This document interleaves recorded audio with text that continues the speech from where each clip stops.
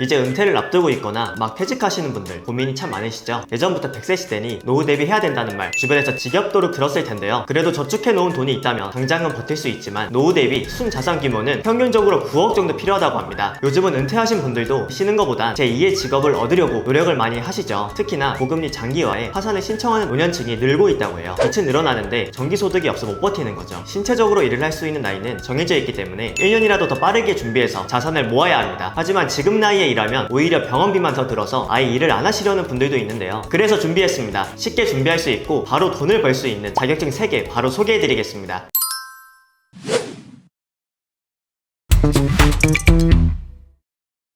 첫 번째로 소개해드릴 자격증은 병원 동행 매니저입니다. 2023년에 생긴 직업이어서 많이 알려지진 않았지만 앞으로 수요가 많아질 거예요. 이 일은 환자분들을 병원에 모셔다 드리는 일을 하는데요. 예를 들어 병원을 가야 하는데 거동이 불편하신 분들, 라식, 라섹 같은 눈 수술 받으신 분들, 임산부 등 혼자서 병원으로 이동하기 어려울 때 도움을 주는 일입니다. 주요 업무는 병원까지 동행하고 진료 내용 메모하고 약 처방받고 그리고 집까지 안전하게 모셔다 드리면 되는데요. 이 일의 장점이 뭘까요? 50대, 60대 초반까지도 건강만 괜찮다면 할 수 있어요. 또 정해진 시간에 일하지 않아도 되고 파트타임으로 자유롭게 일할 수 있습니다. 이 직업이 매력적인 첫 번째 이유는 앞으로 병원 동행 매니저를 찾는 사람들이 많아질 것으로 예상되기 때문인데요. 가족이 직접 진료에 동행할 수 있다면 좋겠지만 매번 시간을 내는 것이 현실적으로 어렵기 때문에 병원 동행 매니저 서비스를 이용하게 되는 거죠. 이미 북미 등의 선진국에서는 병원 동행 서비스가 대중화되고 있다고 합니다. 우리나라도 2025년이면 초고령 사회에 접어들게 되는데 노인 1인 가구가 꾸준히 증가하면서 병원 동행 서비스를 찾는 수요는 더 많아질 것으로 예상됩니다. 실제로 서울시에서 1만 800여 명이 병원 동행 서비스를 이용했다는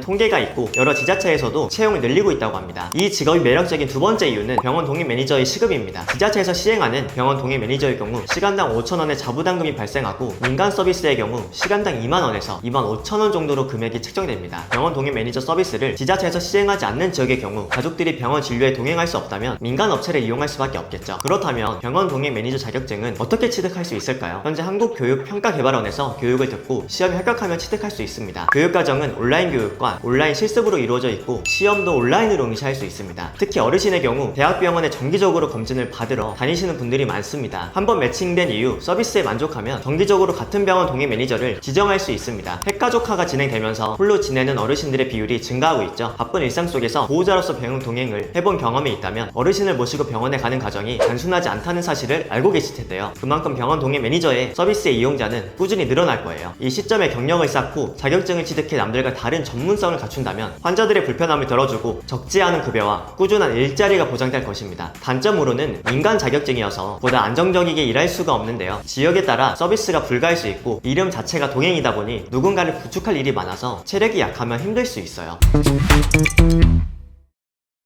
두 번째는 한국어 교연 자격증인데요. 한국어 교연이란 간단히 말해서 외국인들에게 우리말을 가르치는 선생님이에요. 요즘 한류 열풍으로 한국어 선생님의 수요도 늘고 있죠. 이 일의 좋은 점이 뭘까요? 다양한 국적을 가진 사람들을 만날 수 있어요. 현실에서는 외국인 자체와 이야기도 할 경우가 별로 없잖아요. 어떻게 준비하면 될까요? 제일 중요한 건 한국어 교연 자격증을 따는 거예요. 요즘엔 온라인으로도 공부할 수 있어서 편해요. 대학 평생교육원이나 학점은행제로 관련 강의를 들어도 좋고요. 영어나 다른 외국어를 조금이라도 할 줄 알면 더 유리해요. 수입은 어떨까요? 보통 1시간에 2만원에서 5만원 정도 받는데 경력이 쌓이면 더 받을 수 있어요. 학원이나 기업에 소속되지 않고 혼자서 일하면 더 많이 벌 수도 있죠. 한 달에 200만원에서 300만원 정도 받을 수 있다고 해요. 한국어 교연은 한국 문화를 널리 알리는 의미 있는 일이고 평소에 외국인과 교류를 하고 싶었던 분들은 고려해볼만 하겠네요. 단점으로는 외국인과 만남을 딱히 좋아하지 않는다면 맞지 않을 수 있습니다. 정작 일을 찾다 보면 만족할 만한 시급을 찾기 힘들 수 있어요.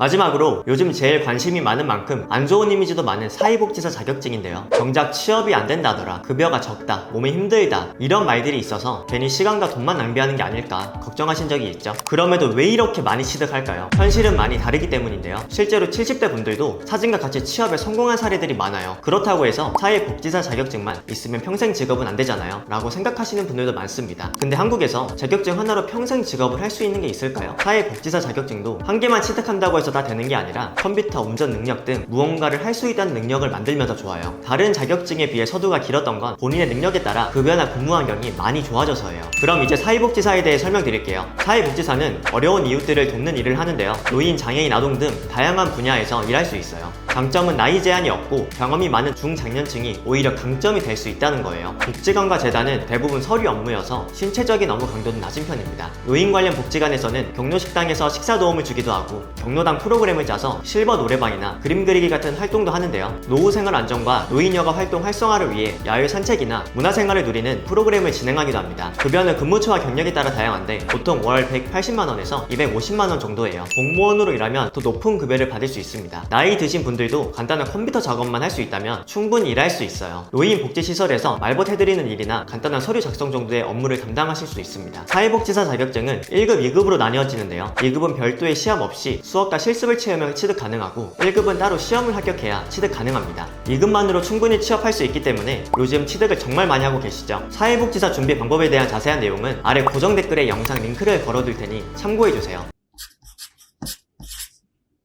지금까지 노후 대비 추천 자격증 3개를 알아봤는데요. 도움이 되셨을까요? 요즘 물가도 치솟고 넉넉한 은퇴생활 자금도 마련되어 있지 않아 미래가 불안할 수밖에 없는데요. 자신에게 맞는 자격증을 준비해서 새로운 미래를 그려나가셨으면 좋겠습니다. 시청해주셔서 감사합니다. 더 궁금하신 점이 있거나 영상에 나온 선생님과 상담을 원하시면 글씨는 제목 아래에 있는 더보기란을 클릭, 상단에 있는 상담 링크를 클릭하셔서 문의를 남겨주시면 됩니다.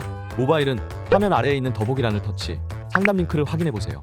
카카오톡 상담은 댓글에 있는 링크를 클릭하셔서 궁금하신 내용 남겨주시면 빠르게 답변 도와드리겠습니다.